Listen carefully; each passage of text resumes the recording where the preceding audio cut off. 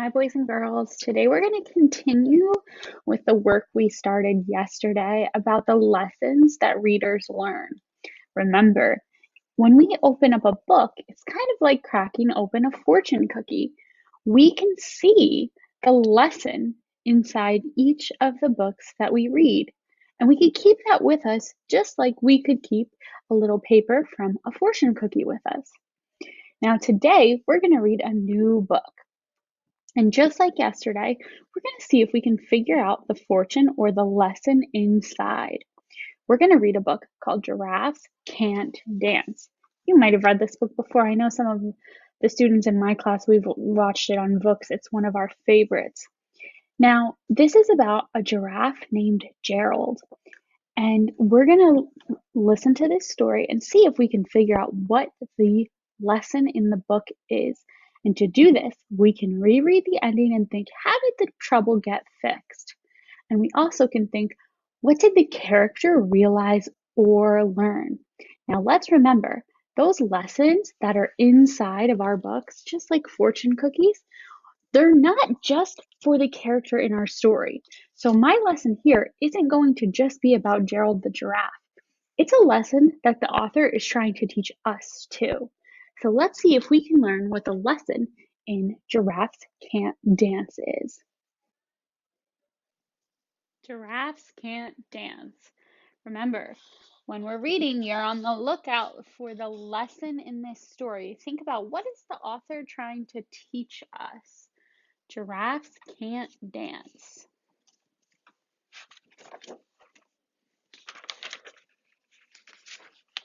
Giraffes can't dance. Gerald was a tall giraffe whose neck was long and slim, but his knees were awfully crooked and his legs were rather thin.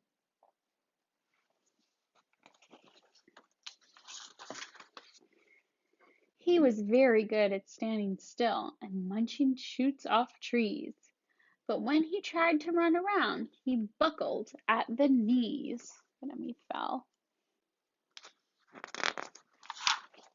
Now, every year in Africa, they hold the jungle dance where every single animal turns up to skip and prance. And this year, when the day arrived, poor Gerald felt so sad because when it came to dancing, he was really very bad.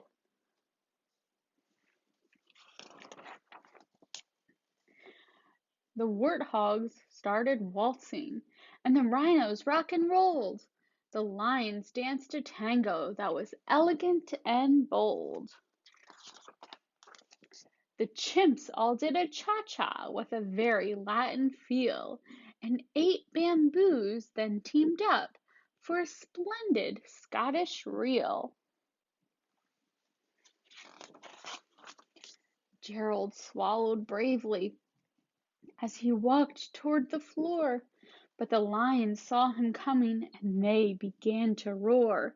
"Hey, look at clumsy Gerald!" all the animals all sneered. "Giraffes can't dance, you silly fool! Oh, Gerald, you're so weird." Gerald simply froze up. He was rooted to the spot. They were right, he thought. I'm useless. Oh, I feel like such a clot. He's not feeling really good about himself because he just got made fun of. So he crept off from the dance floor and he started walking home. He'd never felt so sad before. So sad and so alone. Then he found a little clearing and he looked up at the sky. "The moon can be so beautiful," he whispered with a sigh. "Excuse me," coughed a cricket, who'd seen Gerald earlier on, "but sometimes when you're different, you just need a different song."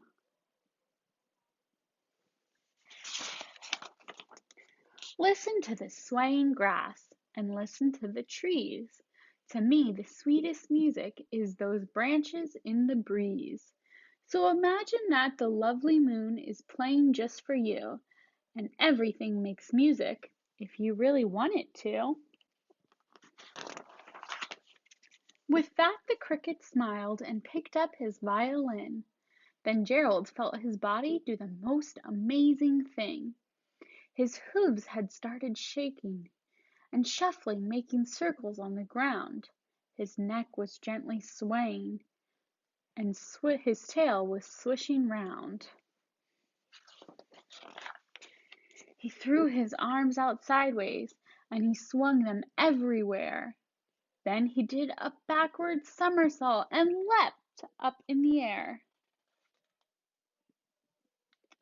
He threw his arms out sideways, and he swung them everywhere. Then he did a backward somersault and leaped up in the air. Gerald felt so wonderful. His mouth was open wide. I am dancing, yes, I am dancing, I am dancing, Gerald cried. Then one by one each animal who'd been there at the dance arrived while Gerald boogied on and watched him, quite entranced.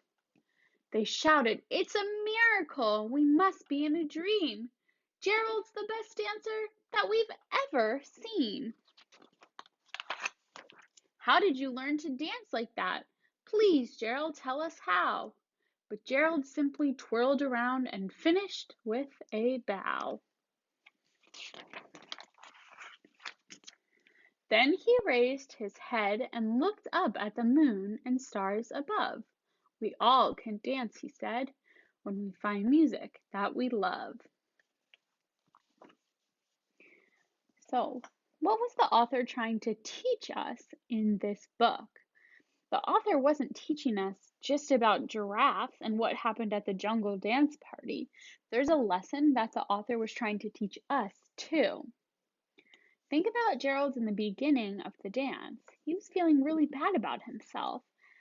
And then he met a kind grasshopper. And that grasshopper gave him some really good information and told him if he found music that he loved, then anyone could dance, even though Gerald danced really different from everyone else. And so the lesson in this book is that it's okay to be different. Gerald was different from all the other animals. He needed a different type of music to dance. And we can take what Gerald learned and learn that ourselves. And we can keep this lesson with us, that it's okay to be different. I also learned to be kind. Who was kind in this book? The grasshopper was kind when he helped Gerald when he was feeling sad. So I learned two lessons. It's okay to be different and to be kind. Those lessons that the author is teaching us, we keep with us even after we finish our books. Now, our book has our fortune in it, and let's take it out and look. It says, "It's okay to be different and be kind." Now, Gerald was different. He danced differently than the other people in the jungle, and that's okay. This book teaches us it's okay to be different. The lesson is not Gerald was different. The lesson is something everyone can learn from, not just Gerald. So the lesson that this author is trying to teach us is it's okay to be different and to be kind. I'm remembering how kind that grasshopper was, who helped Gerald learn to be brave and be himself. These are things that I can learn and you can learn. We can learn from the book. The book is not just a fun story to read and then go on to the next book. Today, when you're reading it, I want you to think about the lesson the author is trying to teach you. Okay, not just what happened in the story. Think about what is the lesson that the character learned and that I can learn. Now, we're going to keep track of this just like we did yesterday. So I'm going to add to my paper today, May 12th,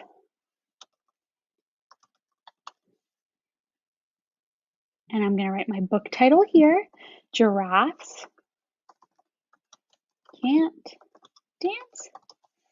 And then I'm going to write my lesson. And now, again, the lesson is not Gerald is different. The lesson is something that we're going to learn and keep with us too.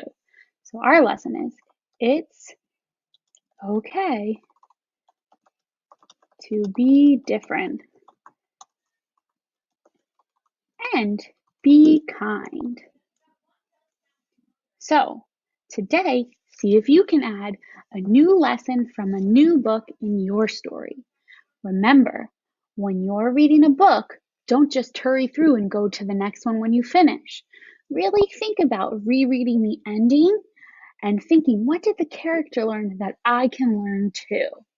Okay, we can't wait to see what the lessons in your books are.